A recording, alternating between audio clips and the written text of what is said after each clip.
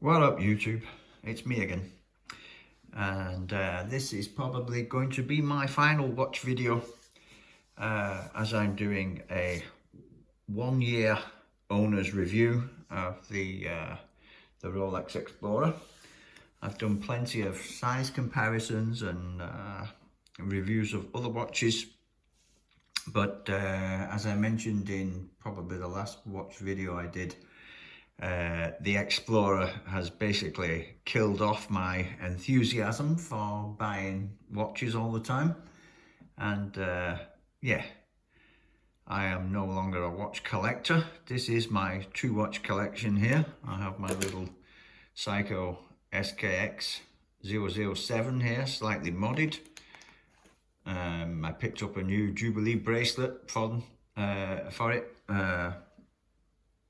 at the start of December, and I actually wore this for a whole month to try and recapture some of that sensation and feeling when you put an Explorer on. I did that when I first bought this one.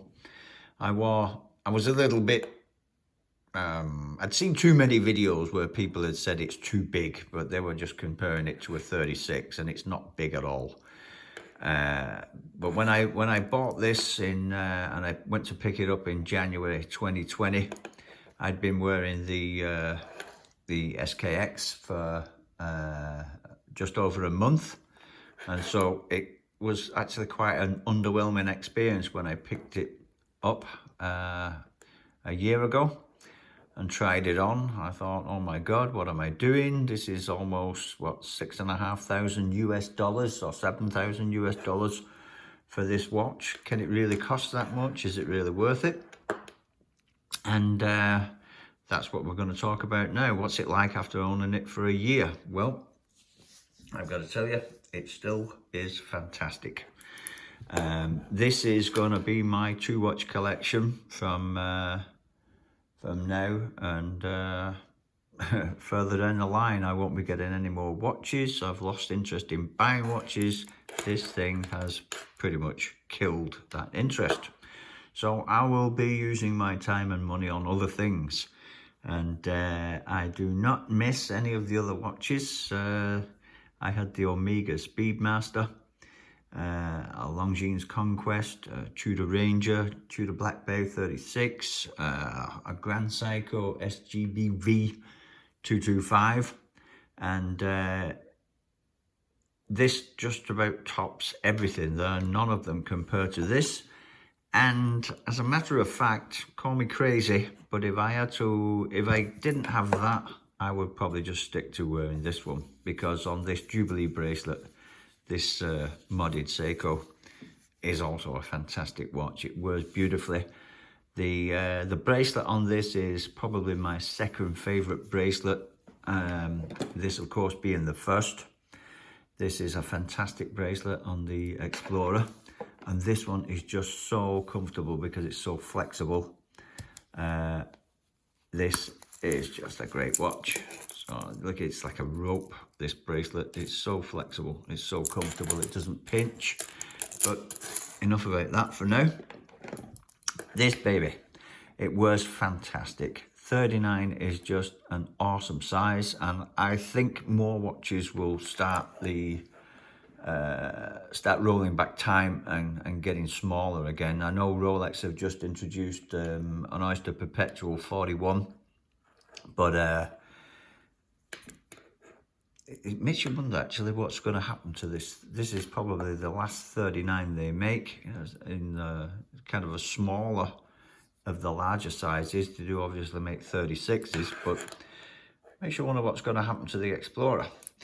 But anyway, it was fantastic. 47 millimeters lug to lug tip, 39 on the diameter, 11.3 thick. The proportions are just perfect. I often see and read in forums that, you know, people are claiming they would prefer the 36, and sometimes I like to call bullshit on that, because I think those that are saying, well, I would have gotten an Explorer, but the 36 isn't available new anymore. I just don't think they would buy any Explorer at all, and it's just an excuse for not getting one, because the size on this thing is just fantastic. It fits perfectly. Solid end links, sapphire crystal, white gold indices and hands, and perhaps the industry's best bracelet because of the adjustments you can make. This isn't a dive watch, so it doesn't need a dive extension, but it does have the Easy Link system there. So you're just getting a fantastic bracelet. You can extend it as needed. I use that all the time. Right now, my wrist is in a state where this just feels perfect without the extension on. But if I went and had a hot shower, or went and did some exercises right now, my wrist would swell, and just being able to pop that open and extend it is just a really, it's not just convenient, it's great, and it's just a fantastic bracelet. Accuracy, it's still running about +1 to +1.5 seconds per day, so no complaints there. It's getting character now, and by character I do of course mean swirls and micro scratches. You can see the sides are getting a little bit dull, probably with some of the grease from my fingertips here, but it's picking up plenty of micro scratches and swirls. You can see on the underside of the bracelet now, it's looking a bit worn. And down this side of the bracelet, this is the outer part of my right side there.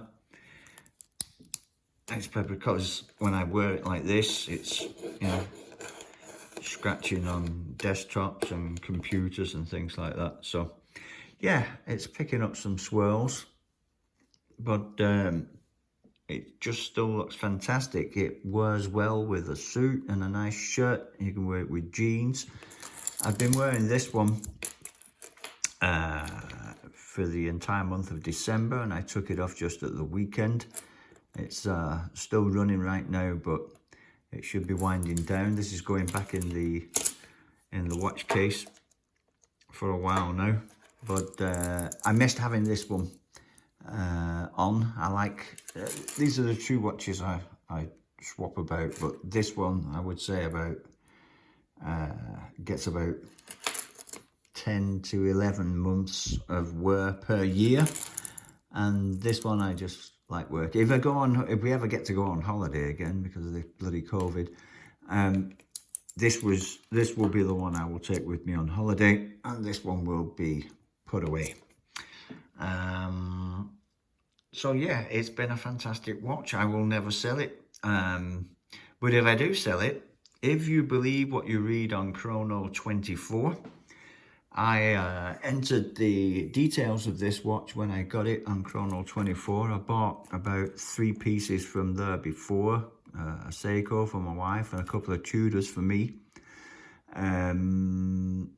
I entered the price and the date I bought it, and the serial number, and when it was made, or at least when it was purchased. That was January 2020.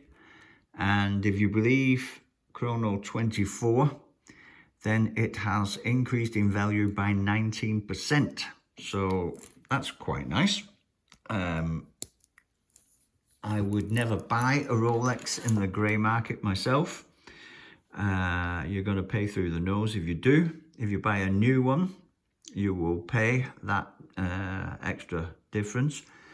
If you buy a used one that has the complete set of paperwork, cards, boxes from the same era, then you will also pay a premium. So my advice to anyone looking for a Rolex Explorer is to be patient, contact an authorized dealer, order one, put a deposit down if you need to, but get one from an AD and you will save quite a bit of money.